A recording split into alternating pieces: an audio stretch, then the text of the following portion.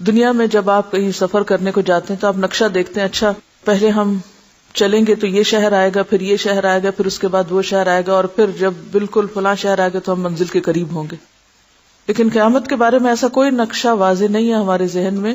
ہم آنکھیں بند کر کے اس سفر کو اختیار کرنے والے. تو سفر شروع کرنے سے پہلے ذرا دیکھ لیجئے، جان لیجئے کہ رستہ کہاں کہاں سے ہو کر گزرتا ہے. وہاں جانے سے پہلے اس کے حالات جاننا، وہ علم جو فریضہ ہے نا ہم پر جاننا، یہ اس میں سے ہے، کیونکہ اس سے ہمارا واسطہ پیش آنے والا ہے. تو آئیے توجہ سے سنیے. قیامت کی ابتدا نفخ صور سے ہوگی، یعنی سب سے پہلے صور پھونکا جائے گا، جس کے بارے میں رسول اکرم صلی اللہ علیہ وسلم کا ارشاد مبارک ہے، جناب اسرافیل علیہ السلام صور منہ میں لیے اپنی پیشانی جھکائے کان اللہ کے حکم پر لگائے ہوئے ہیں. جیسے ہی اللہ تعالی حکم دیں گے وہ صور پھونکنا شروع کر دیں گے اور قیامت کا آغاز ہو جائے گا. کیسے بیٹھے ہیں؟ کان لگائے، سر جھکائے. تو اسرافیل علیہ السلام ہر وقت الرٹ بیٹھے ہیں، اشارہ ہو تو میں فوراً کام شروع کر دوں. ذرے برابر بھی وقت نہیں لگائیں گے حکم کی تعمیل میں. مسلم شریف کی حدیث کے مطابق یہ جمعہ کا دن ہوگا، لوگ اپنے اپنے کاموں میں مشغول ہوں گے کہ اچانک مشرق اور مغرب کے تمام لوگ ایک لمبی آواز سنیں گے جو آہستہ آہستہ اونچی ہوتی جائے گی، یعنی اس کا والیوم بڑھتا چلا جائے گا، اور یہ آواز پوری دنیا میں بیک وقت سنی جائے گی. پہلے زمانے میں تو شاید لوگوں کو یہ بات سمجھ نہ آتی، لیکن آج کے دور میں تو کمیونیکیشن اتنی ترقی کر چکی ہے کہ ایک شخص دنیا کے کسی ایک حصے میں بولتا ہے اور سیٹلائٹ کے ذریعے پورے گلوب پر اس کی آواز سنی جا سکتی. بہرحال قیامت بھی اچانک آئے گی، آواز اس طرح اٹھے گی کہ مشرق اور مغرب میں بیک وقت سنی جائے گی اور آہستہ سے تیز ہوتی جائے گی. ایسی آواز پہلے کبھی کسی نے سنی ہی نہ ہوگی. اس آواز کی ہولناکی اور سختی کی وجہ سے لوگوں میں اضطراب اور بے چینی پھیلنی شروع ہو جائے گی. جب صور کی آواز بجلی کی کڑک کی طرح شدت اختیار کر جائے گی تب لوگ مرنا شروع ہو جائیں گے، کیونکہ انسان ایک خاص لیول سے اونچی آواز سن ہی نہیں سکتے، موت واقع ہو جاتی انسان کی. جو آدمی جہاں ہوگا وہیں گر پڑے گا، جہاں ہوگا وہیں گر پڑے گا. جیسے جیسے سور اسرافیل بلند ہوتی چلی جائے گی ویسے ویسے نظام کائنات درہم برہم ہونا شروع ہو جائے گا. صرف زمین نہیں، باقی ستاروں، سیاروں، گیلیکسیز، سٹارز، ان سب تک یہ آواز جائے گی اور سب کا نظام درہم برہم ہوگا. زمین آندھی میں ہچکولے کھانے والی قندیل کی طرح زلزلوں کی زد میں آ جائے گی. جیسے چراغ جلتا ہے نا تو اس کا جو شعلہ ہوتا ہے، ہوا چلے تو شعلے کو کیا ہوتا ہے؟ خوب ہلتا ہے. تو زمین بھی اس طرح ہچکولے کھائے گی، پوری زمین. پہاڑ گرد و غبار بن کر اڑنے لگیں گے، سمندروں میں آگ بھڑک اٹھے گی، آسمان پھٹ جائے گا، سورج، چاند اور ستارے بے نور ہو جائیں گے، تمام ذی روح مخلوق، انسان، جن اور فرشتے فنا ہو جائیں گے، حتیٰ کہ ملک الموت بھی اپنی روح اللہ تعالی کے حوالے کر دیں گے. ہر جاندار اور غیر جاندار چیز فنا ہو جائے گی، صرف ایک اللہ وحدہ لا شریک کی ذات ذوالجلال والاکرام باقی رہ جائے گی. اور اللہ سبحانہ و تعالیٰ کا یہ ارشاد مبارک پورا ہو جائے گا، کل من علیہا فان ویبقى وجہ ربک ذو الجلال والاکرام. ہر چیز جو اس زمین پر ہے فنا ہونے والی ہے اور صرف تیرے رب ذوالجلال والاکرام کی ذات ہی باقی رہنے والی ہے. جب ہر چیز فنا ہو جائے گی تو اللہ تعالیٰ اعلان فرمائیں گے، این الجبارون این المتکبرون لمن الملک اليوم. دنیا میں جبار بننے والے کہاں ہیں؟ دنیا میں بڑے بننے والے کہاں ہیں؟ آج کے روز بادشاہت کس کی ہے؟ کوئی جواب نہ دے گا. طویل سناٹے کے بعد اللہ سبحانہ وتعالی خود ہی اس سوال کا جواب ارشاد فرمائیں گے، للہ الواحد القہار. یہی معنی ہے واحد کا کہ صرف وہ باقی ہوگا، باقی سب فنا ہو چکے ہوں گے. آج کے روز بادشاہی صرف ایک اللہ قہار کی ہے. مسلم شریف کی حدیث کے الفاظ یوں ہیں، انا الملک این الجبارون المتکبرون. میں ہوں بادشاہ، کہاں ہے دنیا کے جبار اور متکبر؟ ایک طویل مدت جس کا علم اللہ سبحانہ و تعالیٰ کو ہے سکوت اور سناٹے میں گزر جائے گی، خاموشی، پن ڈراپ سائلنس. پھر جب اللہ تعالیٰ چاہیں گے نئے سرے سے آسمان، زمین اور فرشتوں کو پیدا فرمائیں گے. نئی زمین میں عمارتوں، درختوں، پہاڑوں اور سمندروں کا نام نشان تک نہیں ہوگا، بلکہ وہ سفید، ہموار اور چٹیل میدان ہوگی جو اپنے رب کے نور سے خوب روشن ہو جائے گی، بالکل سفید شیٹ کی طرح، اسٹریٹ، ہموار اور چمکدار. انسانوں کو دوبارہ پیدا کرنے کے لیے آسمان سے ایک بارش نازل ہوگی جس کے نتیجے میں ہر انسان کی ریڑھ کی ہڈی سے پورا انسانی ڈھانچہ تیار ہو جائے گا. یعنی ریڑھ کی ہڈی اسی طرح گرو کرنے لگے گی جیسے ایک بیج گرو کرتا ہے. ایک بیج سے پورا درخت بنتا ہے نا، اسی طرح ریڑھ کی ہڈی سے پورا جسم دوبارہ گرو کر جائے گا اور اس پر گوشت پوست بھی چڑھا دیا جائے گا. اس کے بعد جناب اسرافیل علیہ السلام کو دوسری مرتبہ سور پھونکنے کا حکم دیا جائے گا اور تمام انسان ننگے پاؤں، ننگے بدن اور بے ختنہ اٹھ کھڑے ہوں گے. کسی کے پاس کوئی لباس نہ ہوگا، جس طرح ماں کے پیٹ سے پیدا ہوئے تھے. حضرت عائشہ کو جب یہ بات پتہ چلی تو انہوں نے کہا کہ ہائے، ہمارے لباس نہیں ہوگا، پھر لوگ ہمیں دیکھیں گے نہیں. فرمایا کوئی کسی کو نہیں دیکھے گا، ہر ایک کے اوپر ایسی مصیبت آئی ہوگی لِكُلِّ امْرِئٍ مِّنْهُمْ يَوْمَئِذٍ شَأْنٌ يُغْنِيهِ کہ وہ اسے دوسرے سے بے نیاز کر دے گی، اس کی اپنی حالت. ایسی افراتفری ہوگی. اور اللہ تعالیٰ کا یہ فرمان بھی پورا ہو جائے گا وَلَقَدْ جِئْتُمُونَا فُرَادًا كَمَا خَلَقْنَاكُمْ أَوَّلَ مَرَّةٍ تم لوگ اکیلے اکیلے ہمارے پاس حاضر ہو گئے جس طرح ہم نے تمہیں پہلی مرتبہ پیدا کیا تھا. اب وہاں ہر شخص اکیلا ہو جائے گا، حالانکہ لوگوں کا ایک جم غفیر ہوگا. اولین و آخرین جمع ہوں گے، اس کے باوجود انسان تنہا ہوگا. سب سے پہلے رسول اکرم صلی اللہ علیہ وسلم اپنی قبر مبارک سے اٹھیں گے، پھر حضرت عیسیٰ علیہ السلام اور دیگر انبیاء کرام، شہداء، صلحاء، فضلاء اور اہل ایمان اٹھیں گے، پھر فساق، فجار اور پھر کفار و مشرکین. واللہ اعلم بالصواب. قبروں سے کافر، مشرک، فاسق اور فاجر لوگ اپنے اپنے اعمال کے مطابق اٹھیں گے. یعنی جب لوگ اٹھ رہے ہوں گے بغیر لباس کے تو ان کا حال کیا ہوگا؟ ہر شخص اپنے اعمال کے رنگ میں رنگا ہوا ہوگا. کوئی اندھا جو دنیا میں اندھا بن کے رہا بغیر سوچے سمجھے زندگی بسر کی، کوئی بہرا جس نے حق سنا ہی نہیں یہاں، کوئی لنگڑا، کوئی چیونٹی کی شکل میں جو متکبر ہوں گے، کوئی سر کے بال اٹھے گا، یعنی سر نیچے ٹانگے اوپر. کافر اس غیر متوقع زندگی کے مناظر دیکھ کر شدید خوف اور دہشت کی کیفیت میں مبتلا ہوں گے. تو یہ کیا؟ آپ ذرا سوچئے کہ اگر یکایک ایسا سین آپ کو نظر آئے تو حال کیا ہوگا؟ یہ کیا ہو رہا ہے؟ آنکھیں پتھرائی ہوئی ہوں گی، دل کانپ رہے ہوں گے، کلیجے منہ کو آئے ہوں گے. کوئی غم گسار اور مددگار نہ ہوگا، نہ ہی کوئی کسی دوسرے کی طرف دیکھنے یا دھیان دینے والا ہوگا. اہل ایمان بھی اپنے اپنے ایمان اور اعمال کے مطابق قبروں سے اٹھیں گے. شہید اپنی شہادت کے تازہ بہتے ہوئے خون کے ساتھ اٹھے گا. حالت احرام میں فوت ہونے والا حاجی تلبیہ پکارتے ہوئے اٹھے گا، لبیک اللہم لبیک کہتے ہوئے اٹھے گا. اہل ایمان کے لیے دوبارہ زندگی خلاف توقع نہیں ہوگی. ان کو پتا ہوگا کہ یہ ہمیں بتایا جا چکا ہے، ایسا تو ہونا ہی تھا. لہٰذا ان پر خوف اور دہشت کی وہ کیفیت طاری نہیں ہوگی جو کفار اور مشرکین پر ہوگی، کیونکہ ان کے لیے سب کچھ ان ایکسپیکٹڈ ہوگا. انہوں نے کبھی زندگی میں سوچا ہی نہیں، انہیں پتہ ہی نہیں تھا کہ یہ بھی ہونا ہے. تو قصوروار کون ہے؟ جن کے پاس یہ ساری معلومات ہیں اور وہ ان تک نہیں پہنچاتے. قبروں سے اٹھتے ہی ہر انسان پر 2 فرشتے مقرر کر دیے جائیں گے. اب آپ سوچئے کہ اٹھا ہوا شخص نمبر 1 اپنے عمل کے مطابق ہے، نمبر 2 بے لباس ہے، نمبر 3 دل کی کیفیت بھی عمل کے مطابق ہے، اور پھر ابھی اٹھ کے کھڑا نہیں ہوا کہ 2 فرشتوں نے آ پکڑا جو اسے میدان حشر میں پہنچا دیں گے. یاد رہے ملک شام کا علاقہ میدان حشر ہوگا. لوگوں کو اپنی اپنی قبروں سے اٹھ کے وہیں پہنچنا ہوگا. کوئی کہیں بھی مرا ہوگا، دفن ہوگا، وہاں سے سب چل کے وہاں پہنچیں گے. کفار میں سے جو لوگ اپنی قبروں سے اندھے اٹھیں گے وہ ٹھوکریں کھاتے گرتے پڑتے وہاں پہنچیں گے.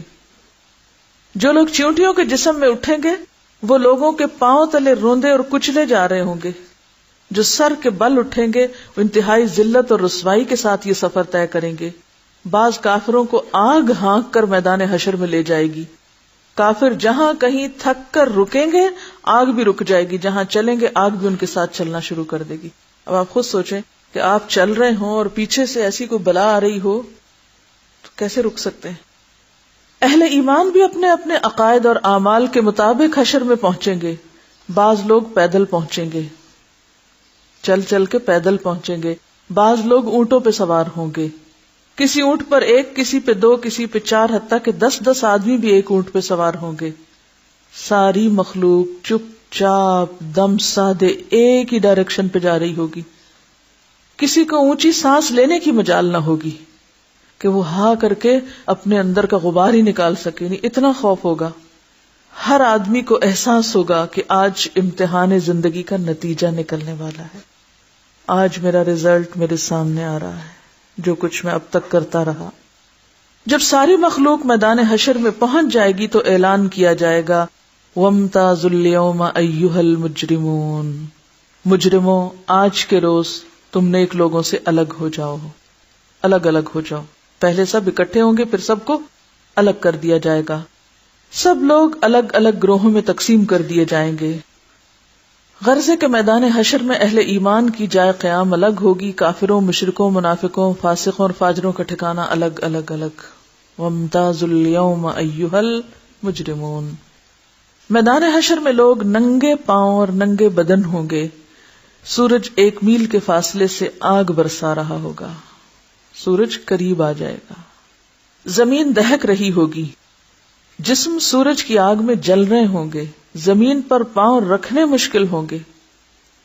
تپتی دھوپ میں پاؤں رکھنا کتنا مشکل ہوتا ہے زمین پہ.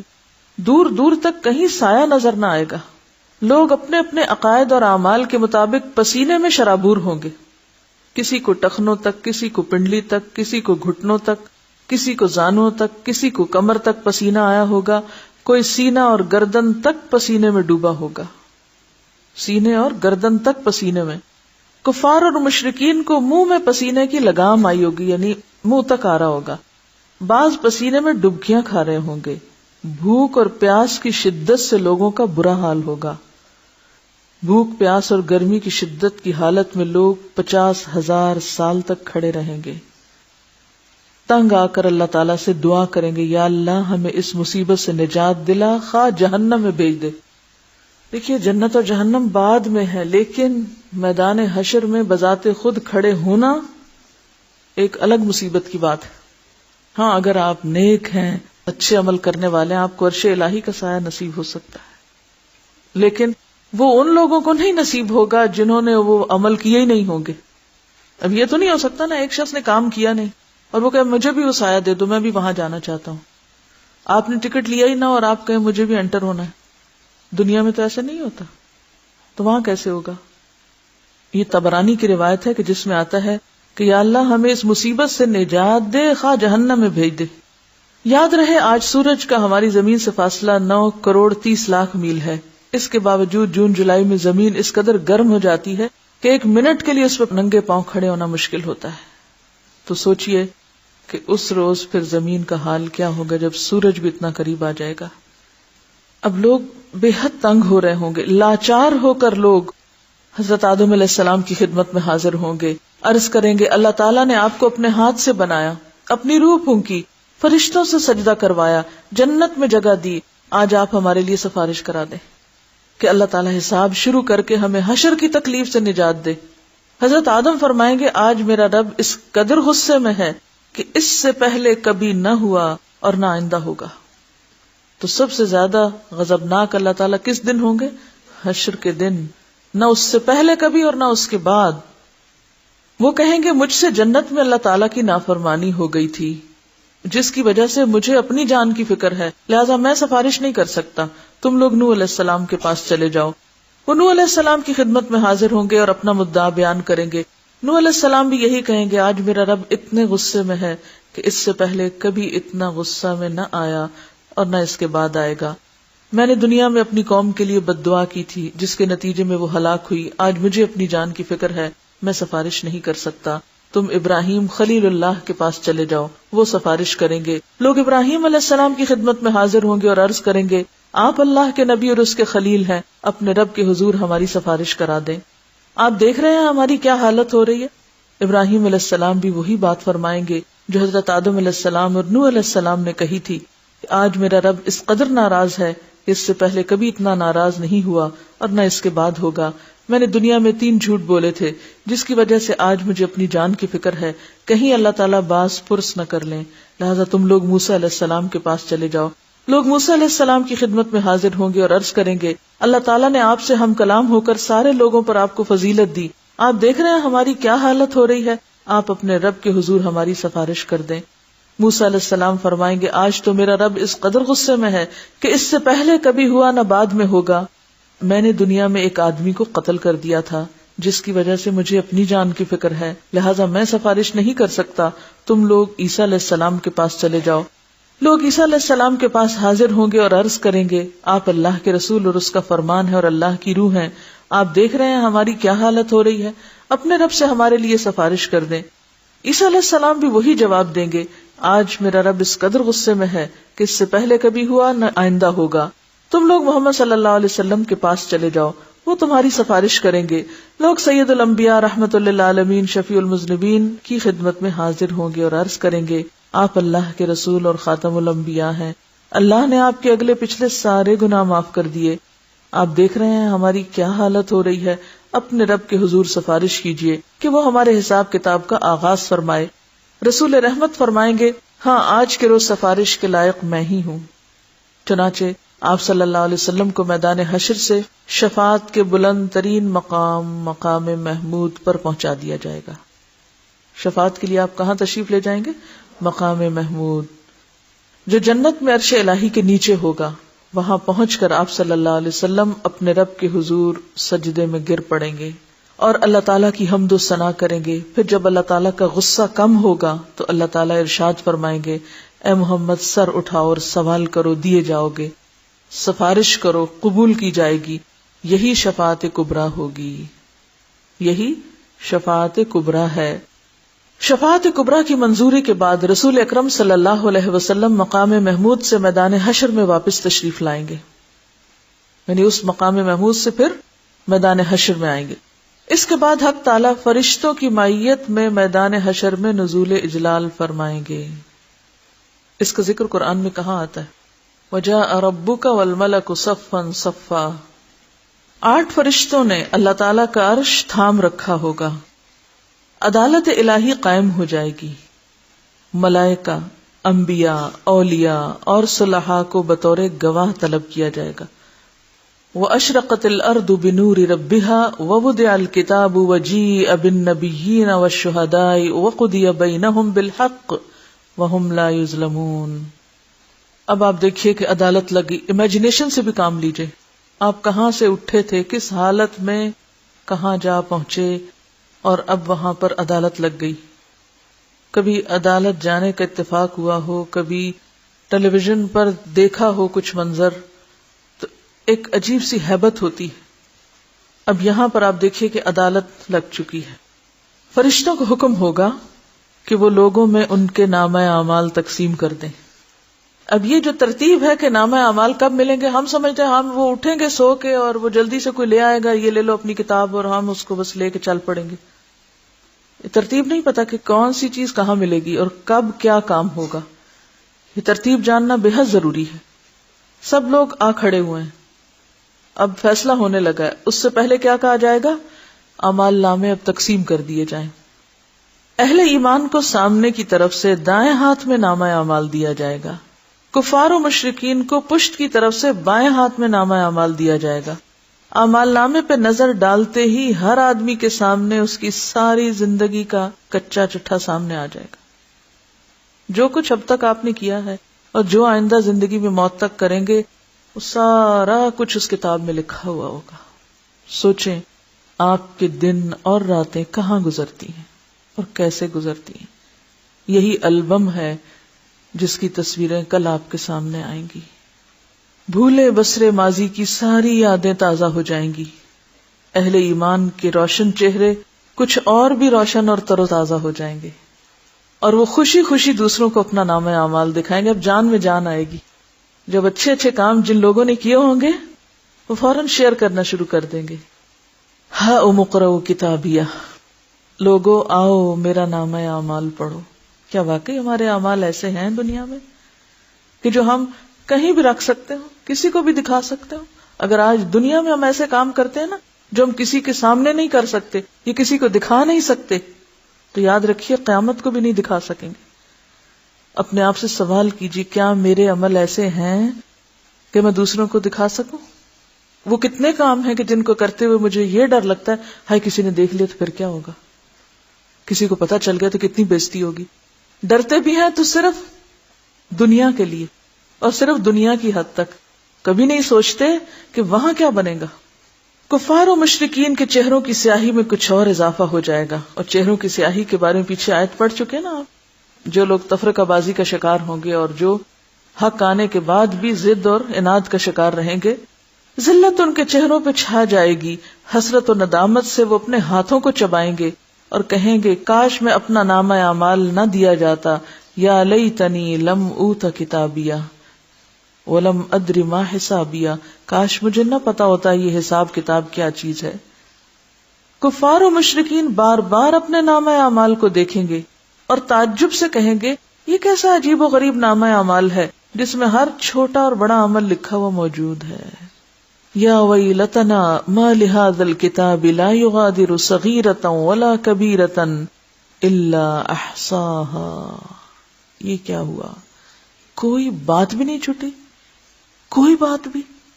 اعمال ناموں کی تقسیم کے بعد سوال جواب کا سلسلہ شروع ہوگا. اللہ تعالی جس جس سے چاہیں گے بغیر کسی ترجمان کے براہ راست سوال کریں گے. اللہ تعالی ڈائریکٹ پوچھیں گے. سب سے پہلے مشرکوں سے پوچھا جائے گا کہ انہوں نے شرک کیوں کیا. مشرک جواب دیں گے، انکار کریں گے، اللہ کی قسم کھا کے کہیں گے ہم نے تو کبھی شرک نہیں کیا. واللہ ربنا ما کننا مشرکین. شرک اس کائنات کا سب سے بڑا جھوٹ ہے. تو جھوٹے لوگ قیامت کے دن پھر جھوٹ بولیں گے کہ ہم نے تو ایسا کیا ہی نہیں. اللہ تعالیٰ کرام کاتبین کو گواہی کے لیے بلائیں گے. جو فرشتے انہیں دیکھتے تھے یہ سب کرتے انہیں بلائیں گے. وہ مشرکوں کے شرک کی گواہی دیں گے، لیکن مشرک پھر انکار کر دیں گے. شرک سے بھرپور کرام کاتبین کا تیار کیا ہوا نامہ اعمال ان کے سامنے رکھا جائے گا. مشرکین اس سے بھی انکار کر دیں گے، وہ کہیں گے نہیں ہم نے یہ نہیں کیا. پھر اس دور کے انبیاء، علماء یا اولیاء کو گواہی کے لیے بلایا جائے گا تو وہ ان کے شرک کی گواہی دیں گے، لیکن مشرک اس سے بھی انکار کر دیں گے. پہلے اللہ تعالیٰ کس سے پوچھیں گے؟ خود ان سے. ان کے انکار پر کس سے پوچھیں گے؟ کرام کاتبین سے. ان کے انکار پر کس سے پوچھیں گے؟ یہ اتنا پوچھنے کی اور اس کی ضرورت کیا ہے؟ تاکہ انصاف کے تقاضے پورے کیے جائیں، حجت تمام کی جائے، کوئی یہ نہ کہہ سکے کہ نہیں ہم پہ تو ظلم ہو گیا. پھر وہ جگہ لائی جائے گی جہاں شرک کیا جاتا تھا، یعنی وہ بت، وہ زمین، وہ علاقہ جہاں لوگ جمع ہو کے شرک کرتے تھے وہ سامنے لایا جائے گا. یعنی زمین کی گواہی، وہ بھی مشرکوں کے خلاف شرک کی گواہی دے گی، وہ پھر بھی انکار کر دیں گے. اور اللہ تعالیٰ سے مخاطب ہو کر کہیں گے یا اللہ کیا تو نے اپنے بندوں کو ظلم سے پناہ نہیں دی؟ اللہ تعالیٰ فرمائیں گے ہاں میں نے اپنے بندوں کو ظلم سے پناہ دی ہے. مشرک کہیں گے آج ہم اپنی ذات کے علاوہ کسی دوسرے کی گواہی نہیں مانتے، یہ سارے جھوٹے ہیں، ہم کسی کی بات نہیں مانتے، ہم صرف خود ہی ہماری گواہی کافی ہے. اب وہ چرب زبانی کرنا چاہیں گے تو اللہ تعالیٰ ان کی زبانوں پہ مہر لگا دیں گے. الیوم نختم علی افواہہم، اور ان کے اعضاء کو بولنے کا حکم دیں گے. تب مشرکوں کے اعضاء گواہی دیں گے کہ ہاں واقعی یہ شرک کرتے تھے، اور یوں ان پر جہنم واجب ہو جائے گی. یعنی صرف زبان بند کر کے انسان کے جسم کو روحاں روحاں کھا لیں تک بولیں گے یہ مجرم ہے. کیونکہ مشرک کسی کی گواہی ماننے کو تیار نہیں، وہ کہیں گے ہم صرف اپنی گواہی لاتے ہیں. اپنی گواہی منہ سے نہیں، اب عمل سے تمہارے اعضاء بتائیں گے، اور اعضاء خلاف بولنا شروع کر دیں گے. مشرک اپنے اعضاء کو لان تان کریں گے کہ ہم تو تمہیں جہنم سے بچانے کی کوشش کر رہے تھے. جواب میں اعضاء کہیں گے جس اللہ نے تمہیں گویائی کی قوت دی اس نے ہمیں بولنے کا حکم دیا، ہم کیسے انکار کر سکتے تھے. انطقنا اللہ الذی انطق کل شیء. ایک منافق سے اللہ تعالیٰ سوال کریں گے کیا میں نے تجھے دنیا میں عزت، حکومت، اہل و عیال، مال و دولت نہیں دیا تھا؟ وہ عرض کرے گا کیوں نہیں یا اللہ، سب کچھ دیا تھا۔ اللہ تعالیٰ دوسرا سوال پوچھیں گے، کیا تجھے یقین تھا کہ قیامت آئے گی؟ اور اللہ تعالیٰ کے سامنے جواب دہی ہوگی۔ منافق کہے گا ہاں رب، مجھے پورا یقین تھا، میں نے تیرا کلمہ پڑھا، تیری کتاب پر ایمان لایا، تیرے رسول پہ ایمان لایا، نماز پڑھی، روزے رکھے، زکوٰۃ دی۔ یہ منافقین یہ سب کام کرنے والے ہوں گے۔ منافق اپنی تعریفیں کرنے میں پورا زور صرف کر دے گا، جیسے ہم دنیا میں اپنے نیک اعمال کو خوب خوب بیان کر رہے ہوتے ہیں۔ اللہ تعالیٰ ارشاد فرمائیں گے اچھا ذرا ٹھہرو، تم اپنی خوب صفائی بیان کر چکے، تعریفیں کر چکے، ذرا ٹھہر جاؤ، ہم کچھ اور گواہ لاتے ہیں۔ منافق اپنے دل میں سوچے گا میں نے تو مسلمانوں کے ساتھ مل کر نماز روزہ کیا، آج میرے خلاف کون گواہی دے گا؟ کسی کو نہیں پتا چلنے دیا میں نے کہ میں کون تھا، میں نے تو کسی کو پتہ ہی نہیں چلنے دیا، میرے خلاف کون؟ اللہ تعالیٰ اس کے منہ پہ مہر لگا دیں گے اور اس کی ران کو بولنے کا حکم دیں گے، یعنی ٹانگ کو کہیں گے بولو۔ چنانچہ اس کی ران، اس کے بدن کا گوشت، اس کے بدن کی ہڈیاں اور اس کے جسم کا رواں رواں اس کی منافقت کی گواہی دے گا۔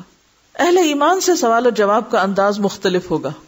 ایک مومن آدمی کو اللہ تعالیٰ اپنے قریب بلا کر اس پر اپنا دامن رحمت ڈال دیں گے اور سوال کریں گے تو نے فلاں گناہ کیا تھا؟ یعنی ایک شخص ہے، ایمان والا ہے، لیکن انسان ہونے کے ناطے کیا ہوتا ہے، اسے غلطیاں ہوتی ہیں نا۔ ایک شخص ٹوٹ کے اللہ کو چاہتا ہے، قربانی کرتا ہے، مال کی، وقت کی، جان کی، ہر چیز کی، اس کے باوجود بھی غلطی ہوتی ہے نا، ہوتی کہ نہیں ہوتی؟ ہوتی ہے۔ اب ایسے وفادار لوگ جو دل کے بھی سچے تھے، عمل کے بھی کھرے تھے، لیکن انسان تھے، ان سے جو غلطیاں ہوئیں اب ان کا حساب ہو رہا ہے۔ اللہ تعالیٰ قریب کریں گے، رحمت کا پردہ ڈالیں گے، پوچھیں گے یہ گناہ کیا تھا؟ کہے گا یا اللہ کیا تھا، سچ بولے گا نا۔ آج آپ دیکھیں ہم میں سچ بولنے کی کتنی جرت ہے، اپنی غلطی کا اعتراف کرنے کی ہے۔ یہ وہ اہل ایمان ہوں گے جو دنیا میں بھی اپنی غلطی مان جاتے ہیں، ہاں میری غلطی ہے، وہ وہاں بھی مان جائیں گے ہم نے غلطی کی۔ لیکن منافق تو نہیں مانیں گے، جو آج نہیں مانتا اپنی غلطی وہ کل کیسے مانے گا؟ سوچئے ذرا، کیونکہ وہ جو کل ہے نا وہ آج کا دوسرا رخ ہے۔ جو رویے آج اس دنیا میں آپ کے ہوں گے، کل قیامت کے دن بھی وہی رویے ہوں گے۔ جھوٹے وہاں بھی جھوٹ بولیں گے، دھوکہ باز وہاں بھی دھوکہ دیں گے، اور سچے لوگ وہاں بھی سچ بولیں گے، چاہے انہیں اپنی غلطی کا اعتراف ہی کیوں نہ کرنا پڑے۔ وہ کہیں گے اللہ کی تھی غلطی، یہ تو ہے میری غلطی، مانیں گے۔ ہمیں سوچنا چاہیے ہم اپنی کتنی غلطیاں مانتے ہیں، اور یہی اعتراف تو اللہ کو پسند ہے، لہذا ان کی غلطیوں کے باوجود بھی پھر ان سے معاملہ مختلف ہوگا۔ اللہ تعالیٰ سوال کریں گے تو نے فلاں گناہ کیا تھا، تو نے فلاں گناہ کیا تھا؟ مومن عرض کرے گا یا اللہ ہاں کیا تھا۔ اللہ تعالیٰ اس کے ایک ایک گناہ کے بارے میں سوال کریں گے اور وہ اقرار کرتا چلا جائے گا اور سوچے گا اب تو ضرور ہلاک ہوا، اب تو شامت آئی، اب تو نہیں میری چھوٹ ہوگی، میں تو اتنا گناہ گار ہوں۔ آخر میں اللہ تعالیٰ ارشاد فرمائیں گے میں نے تیرے گناہوں پہ دنیا میں بھی پردہ ڈالا تھا، آج بھی ڈال رہا ہوں، اور اسے جنت میں بھیج دیا جائے گا۔ یہ مخلص لوگوں کا حال ہوگا، سچے لوگوں کا۔ افراد کے علاوہ انبیاء اور رسل کی تکذیب کرنے والی اقوام سے بھی سوال کیا جائے گا، یعنی انڈیویجولی بھی سوال ہوگا اور کلیکٹیولی بھی۔ قوم نوح سے سوال ہوگا تم نے پیغمبر کی تکذیب کیوں کی، کیوں پیغمبر کو جھٹلایا؟ وہ حضرت نوح علیہ السلام اور ان کی دعوت کا انکار کریں گے، کہیں گے نہیں ہمیں تو کسی نے کچھ نہیں بتایا۔ اللہ تعالیٰ نوح علیہ السلام سے فرمائیں گے نوح اپنے حق میں کوئی گواہ لاؤ۔ حضرت نوح علیہ السلام عرض کریں گے میری گواہ امت محمدیہ ہے۔ سورۃ الحج کے آخر میں آتا ہے لِيَكُونَ الرَّسُولُ شَهِيدًا عَلَيْكُمْ وَتَكُونُوا شُهَدَاءَ عَلَى النَّاسِ۔ رسول نے آپ کو پہنچا دیا اور آپ کو آگے پہنچانا ہے، اور قیامت کے دن بھی آپ کی گواہی لی جائے گی۔ چنانچہ امت محمدیہ کے علماء، اولیاء، صلحاء حاضر کیے جائیں گے اور وہ گواہی دیں گے ہاں نوح علیہ السلام پیغمبر بنا کے بھیجے گئے اور انہوں نے 950 سال تک حق کے رسالت ادا کیا۔ قوم نوح کہے گی تم تو ہمارے زمانے میں موجود ہی نہیں تھے، یعنی آپ سے کیا کہے گی قوم نوح، تم تو ہمارے وقت میں تھے ہی نہیں، تم تو بعد میں آئے، تم یہ گواہی کیسے دے رہے ہو؟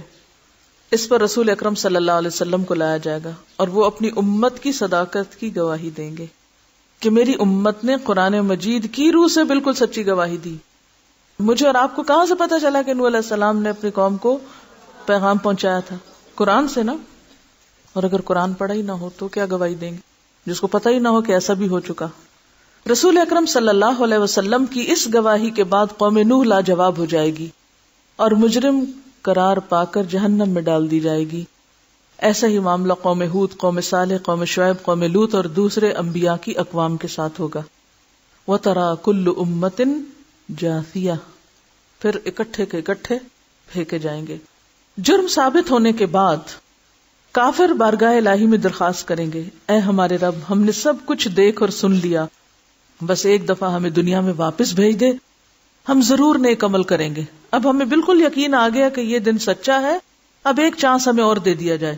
ارشاد ہوگا، یہ ممکن نہیں، اب تو تمہیں اپنے کرتوتوں کا ہمیشہ ہمیشہ کے لیے مزہ چکھنا ہوگا۔ دنیا میں ایک طالب علم فیل بھی ہو جائے تو اسے دوبارہ چانس مل جاتا ہے اور واپسی کا کوئی چانس نہیں۔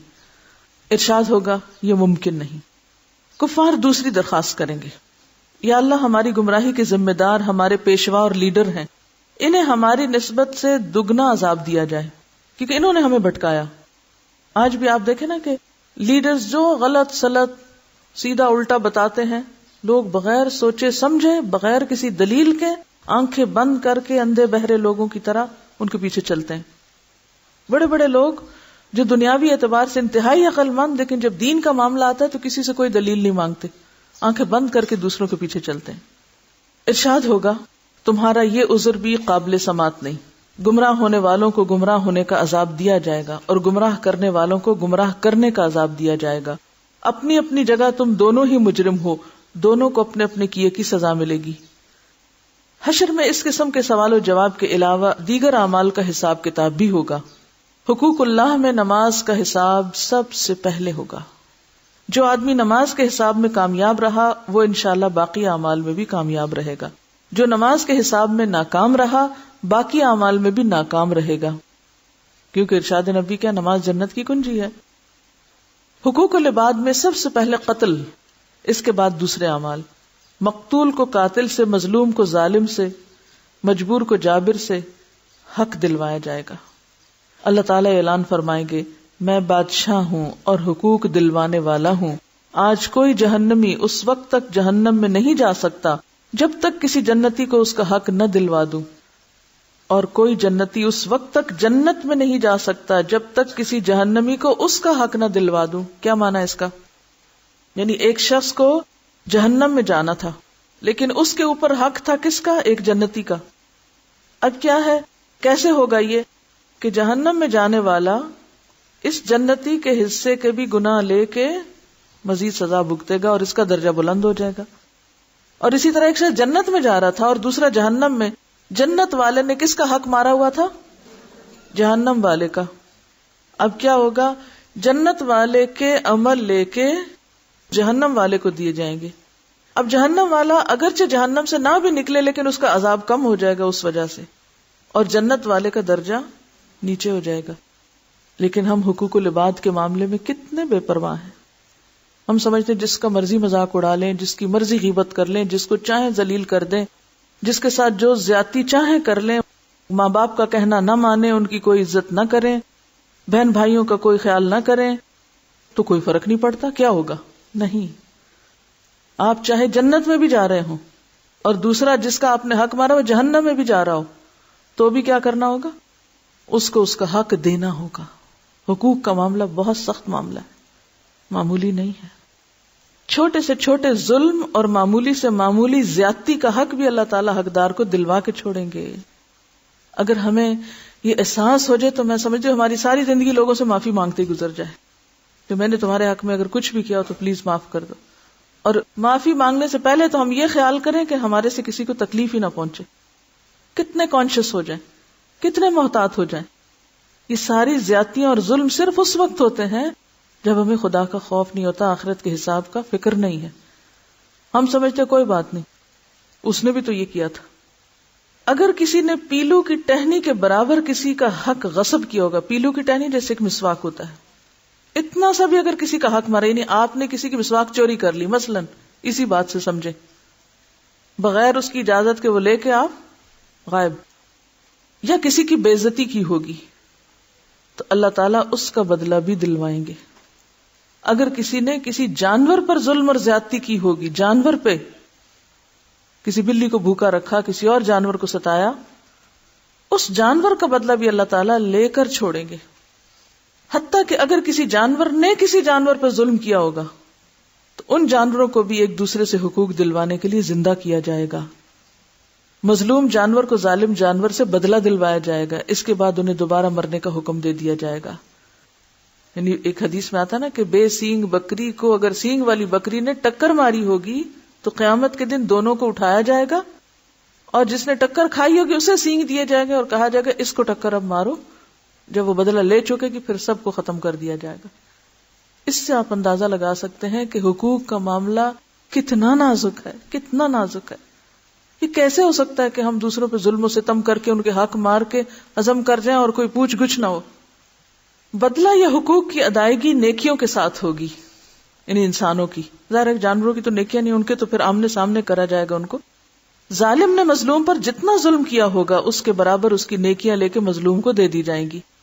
اگر ظالم کے نامہ اعمال میں نیکیاں نہیں ہوں گی تو پھر مظلوم کے گناہ ظالم کے سر پہ ڈال دیے جائیں گے. حقوق لینے اور دینے کے بعد تمام انسانوں کے نامہ اعمال اپنی آخری شکل میں وزن ہونے کے لیے تیار ہو جائیں گے. یعنی اب وزن شروع ہوگا. آپ کے ذہن میں کیا ہے؟ ادھر نامہ اعمال ملے گا، ادھر شاید کہیں وہ مشین رکھی ہوگی تو ساتھ ساتھ تلتا جائے گا. نہیں، حساب پہلے ہوگا، پوچھ گچھ پہلے ہوگی، لین دین پہلے کروا لیا جائے گا، اب تول ہوگا. اس سے پہلے اگر تول ہو جائے تو اس کا کیا فائدہ؟ کیونکہ ابھی تو آپ کو اوروں سے بھی بہت کچھ لینا ہے اور اوروں کو بہت کچھ دینا بھی ہے. وہ نامہ اعمال اٹھ کے جو آپ کو پکڑایا گیا تھا وہ ابھی سارا آپ کا نہیں ہے. ایک شخص پہاڑ جتنی نیکیاں لے کر وہ بھی خوش ہو رہا ہوگا کہ بہت کچھ ہے میرے پاس، لیکن جب حساب کتاب شروع ہو تو پتا چلے گا اتنا لوگوں پہ ظلم ڈھایا ہوا ہے کیونکہ وہ تو سارا انہی کے پاس چلا گیا. اب وہ تول کے اوپر کیا آئے گا؟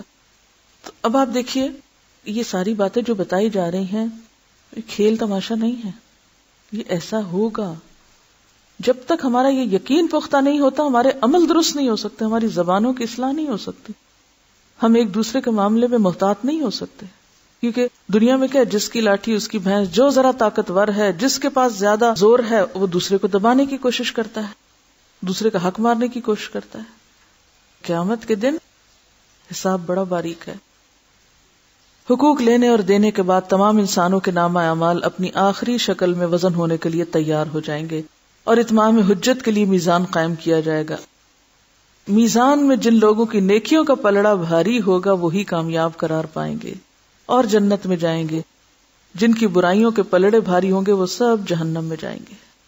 بعض لوگوں کے میزان میں ایک نیکی کی زیادتی یا ایک نیکی کی کمی ان کے جنتی یا جہنمی ہونے کا فیصلہ کرے گی.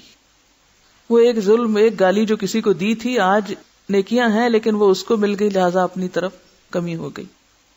اور دنیا میں ہم کتنا بے دریغ زبانیں کھولے ہوئے ہیں، جس کو جو چاہیں کہہ دیں، جس کے ساتھ جیسا چاہیں معاملہ کریں.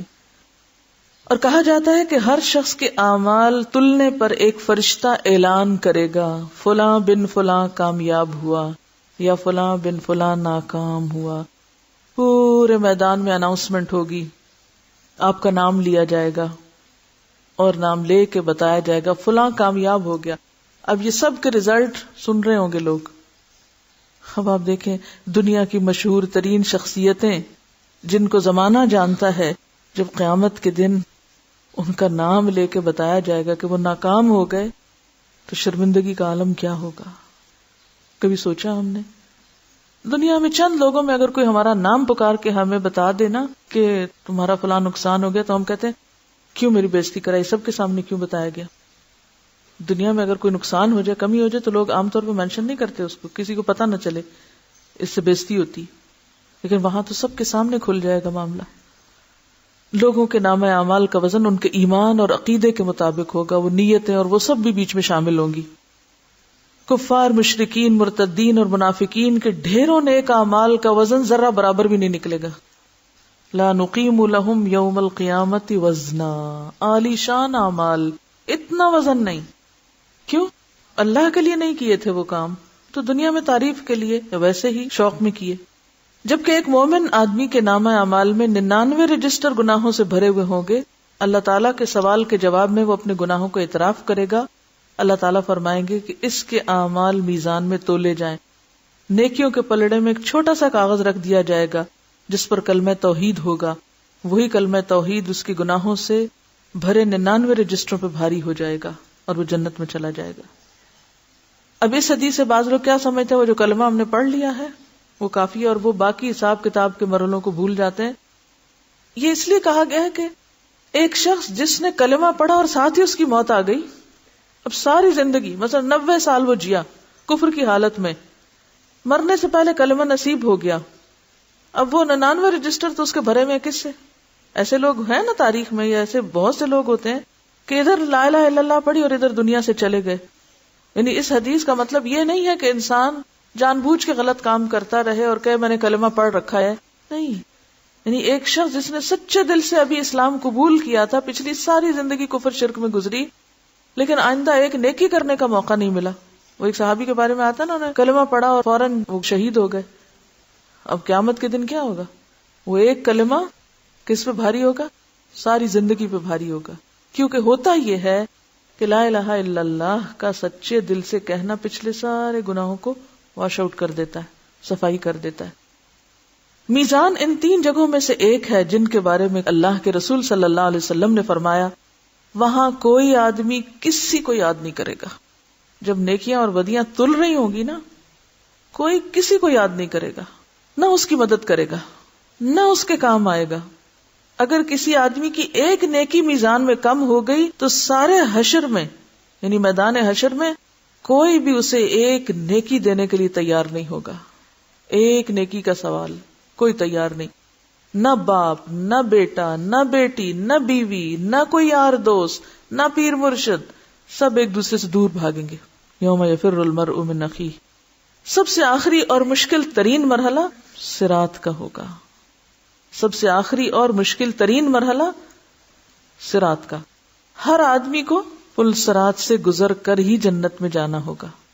پل صراط بال سے باریک تلوار کی دھار سے زیادہ تیز جگہ ہے جسے جہنم کے اوپر رکھا جائے گا. برج ہے جو جہنم کے 2 کناروں کے اوپر ہوگا اور لوگوں کو اس سے گزرنے کا حکم دیا جائے گا. اب اس کو پاس کرو. گزرنے سے پہلے پورے میدان حشر میں ہر طرف مکمل تاریکی اور اندھیرا چھا جائے گا. اب آپ دیکھیے لوگ اوپر آ رہے ہیں اور اتنے میں کیا ٹوٹل ڈارکنیس. کبھی آپ کسی ایسے خطرناک جگہ پہ جا رہے ہیں اور اچانک اندھیرا ہو جائے، روح فنا ہو جاتی بندے کی. اب تو ہلاکت میں کوئی دیر ہے ہی نہیں.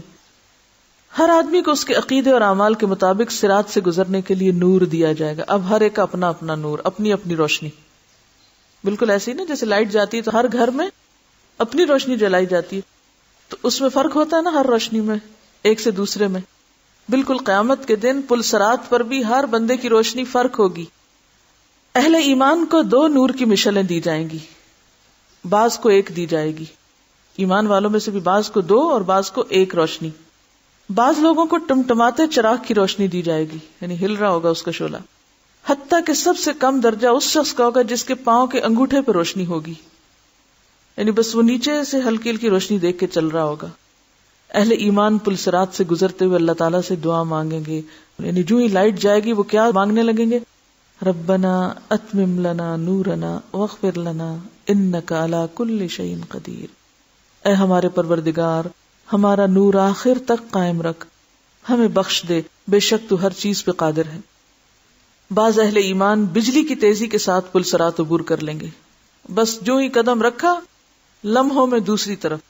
بعض ہوا کی تیزی کے ساتھ جیسے اڑتے ہوئے جا رہے ہوں، بعض تیز رفتار گھوڑوں کی طرح، بعض اونٹوں کی رفتار سے، بعض دوڑتے ہوئے پیدل انسان کی طرح، بعض لوگ عام چال سے چلتے ہوئے، بعض سست رہوں گے، چلا ہی نہیں جائے گا، بعض گرتے پڑتے ٹھوکرے کھاتے زخمی ہو کر عبور کریں گے. پل صراط کے دونوں طرف خود کار کنڈے ہکس لگے ہوئے ہوں گے، آنکڑے جن کو کہا جاتا، دونوں طرف ہکس ہوں گے جو اللہ تعالیٰ کے حکم کے مطابق بعض لوگوں کے چلنے میں صرف رکاوٹ ڈالیں گے. وہ جا رہے ہوں گے، آگے بیریئر آ جائے گا اور رکنا پڑے گا. بعض لوگوں کو پل کے اوپر ہی بار بار گراتے رہیں گے، یعنی نیچے تو نہیں جائیں گے، اوپر ہی گرتے رہیں گے. بعض لوگوں کو صرف زخمی کر دیں گے، یعنی چل رہے ہوں کہ آ کے یک لگے گا تو زخمی ہو جائے گا انسان. بعض کو کھینچ کے جہنم میں گرا دیں گے، جیسے وہ ایک ہوتا ہے نا کہ اٹھا کے نیچے. کچھ لوگ چند قدم ہی چلیں گے تو انہیں جہنم میں گرا دیا جائے گا، ابھی رکھیں گے پاؤں تو وہ نیچے. بعض لوگ کچھ فاصلہ طے کر لیں گے اور پھر نیچے. بعض لوگ آدھا فاصلہ طے کرنے کے بعد گرائے جائیں گے، بعض پل پار کرنے کے قریب ہوں گے تو گرا دیے جائیں گے. کئی لوگ ساری زندگی اچھے کام کرتے رہتے ہیں، آخر میں ایسے غلط کام کر جاتے ہیں. اب وہ سارا رستہ تو اچھا پار کر لیا، جب وہ بالکل مرنے کے کنارے تھے ایسا غلط کام کیا کہ وہ گئے. تو یہ جو مختلف معاملے ہوں گے مختلف لوگوں کے ساتھ، یہ ان کے زندگی کے جو اعمال یا طریقے ہوں گے اس کے عکاس ہوں گے. جو یہاں کر رہے ہیں وہی وہاں نظر آ رہا ہوگا. انسان کے اعمال صالحہ صراط پر نہ صرف یہ کہ نور مہیا کریں گے بلکہ اس کی حفاظت بھی کریں گے. روایتوں میں آتا ہے کہ قربانی کے جانور سواریوں کا کام دیں گے. کہتے ہیں نا کہ عظموا ضحایاکم فانھا علی الصراط مطایاکم، یعنی مضبوط جانوروں کی، یعنی اپنے پلے ہوئے جانوروں کی قربانی کرو کیونکہ صراط پر وہ تمہاری سواریاں ہوں گے. یعنی اسٹرانگ جانور ہوں، مریل سی جانور مت قربان کرو اللہ کے راستے میں، الا یہ کہ بندے کو توفیق نہ ہو، وہ الگ بات ہے. لیکن اگر اپنا دل میں ایمان ہے تو پھر اور بات ہے. صراط سے گزرنے کا منظر اتنا ہولناک ہوگا کہ کسی کی زبان سے کوئی بات نہ نکلے گی. وہ جو دعا پڑھیں گے نا وہ تو روشنی ختم ہوتے ہی پڑھ لیں گے. اب جب چلنا شروع کریں گے تو کوئی بولے گا نہیں، صرف انبیاء کی زبان سے یہ الفاظ سنائی دیں گے، رب سلم رب سلم. باقی لوگ نہیں بولیں گے یا اللہ بچا لے یا اللہ بچا لے. صراط سب سے پہلے رسول اکرم صلی اللہ علیہ وسلم اور آپ کی امت عبور کرے گی، بعد میں دیگر انبیاء اور امتیں عبور کریں گی. صراط عبور کرنے کے بعد تمام اہل ایمان قنطرہ، جو پل صراط کا آخری حصہ ہوگا جنت میں داخلے سے پہلے کی جگہ، اس پہ روک لیے جائیں گے. سب اہل ایمان. جن مسلمانوں کے درمیان کوئی غلط فہمی یا گلا شکوہ یا غصہ اور ناراضگی ہوگی وہ دور کی جائے گی، دل دھوئے جائیں گے وہاں سب کے. وَنَزَعْنَا مَا فِي صُدُورِهِم مِّن غِلٍّ، یہ وہاں ہوگا عمل. جب سارے اہل ایمان مکمل طور پر پاک اور صاف ہو جائیں گے تب انہیں جنت میں داخل ہونے کی اجازت دی جائے گی، کیونکہ جنت خبیث لوگوں کی جگہ نہیں ہے. رسول اکرم صلی اللہ علیہ وسلم جنت کے دروازے پر تشریف لائیں گے، دروازہ کھلے گا، آپ اپنی امت سمیت جنت میں تشریف لے جائیں گے. جنت میں داخل ہونے کے بعد آپ کو اپنی امت کی فکر لاحق ہوگی. آپ اپنی امت کا حال پوچھیں گے، کیا سب آ گئے؟ معلوم ہوگا کہ بہت سے امتی تو جہنم میں گر پڑے ہیں، امتی جہنم میں گر پڑے ہیں. آپ صلی اللہ علیہ وسلم اللہ کے حضور سجدے میں گر پڑیں گے. اتنا غم ہے آپ کو اپنی امت کا، سجدے میں گر پڑیں گے، اللہ کی حمد و ثنا کر کے سفارش کی اجازت طلب کریں گے کہ اللہ اجازت دے کہ میں ان کے لیے شفاعت کروں.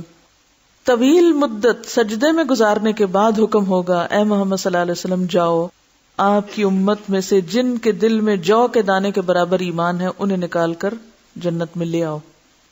رسول اللہ صلی اللہ علیہ وسلم فرشتوں کو لے کر اپنی امت کے برگزیدہ افراد کے ساتھ جہنم کے کنارے تک جائیں گے اور فرمائیں گے اپنے اپنے اعزاء و اقارب اور اپنی اپنی جان پہچان کے لوگوں کی نشانی بتاؤ تاکہ فرشتے انہیں نکال لائیں.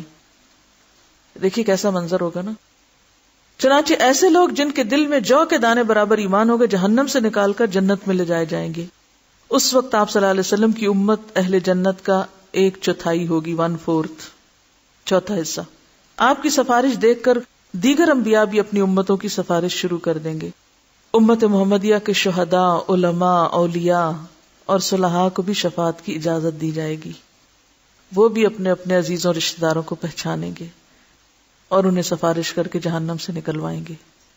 رسول اکرم صلی اللہ علیہ وسلم جنت میں واپس پہنچ کر پھر امت کے بارے میں سوال کریں گے، اب میری امت میں سے کتنے جہنم میں باقی ہیں؟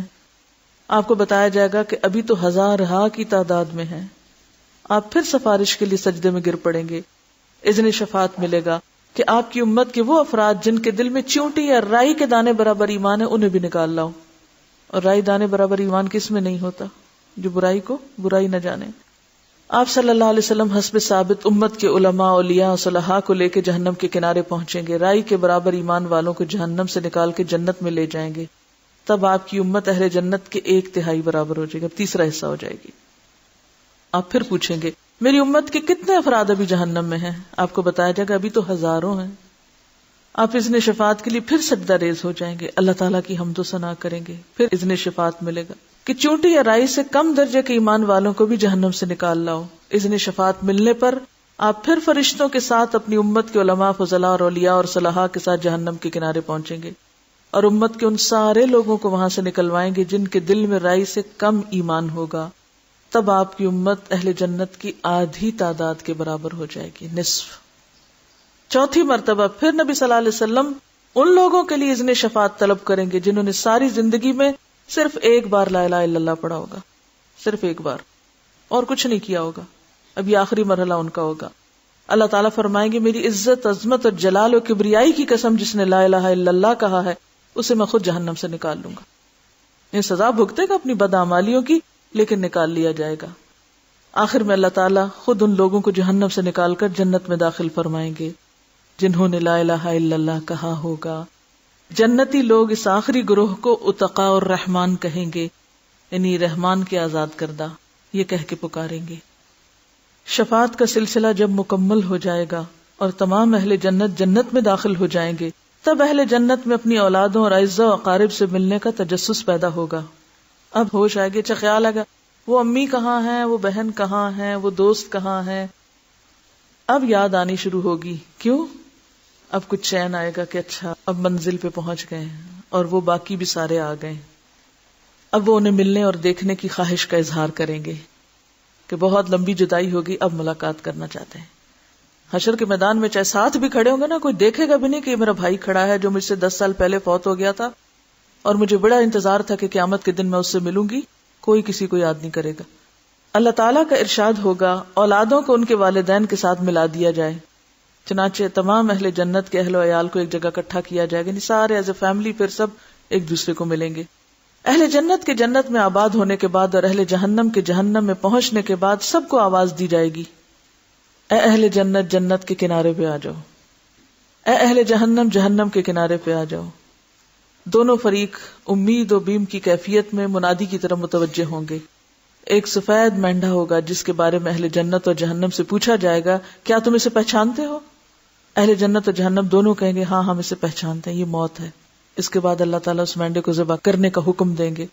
مینڈے کو ذبح کرنے کے بعد اعلان کر دیا جائے گا اے جنت والو تمہارے لیے ہمیشہ کے لیے جنت، خالدین فیہا، تمہیں اب موت نہیں آئے گی. اور اے جہنم والو تمہارے لیے بھی ہمیشہ کے لیے جہنم ہے، اب تمہیں کبھی موت نہیں آئے گی. یہ سن کر جنتی اتنے خوش ہوں گے کہ خوشی سے مرنا ممکن ہوتا تو جنتی خوشی سے مر جاتے، اور جہنمی یہ اعلان سن کر اتنے غمگین ہوں گے کہ غم سے مرنا ممکن ہوتا تو مر جاتے. نفخ صور سے لے کے جنت یا جہنم میں پہنچنے تک یہ وہ مرحلے ہیں جن سے ہر انسان کو گزرنا ہوگا. وآخر دعوانا ان الحمد للہ رب العالمین. سبحانک اللہم وبحمدک، نشہد ان لا الہ الا انت، نستغفرک ونتوب الیک.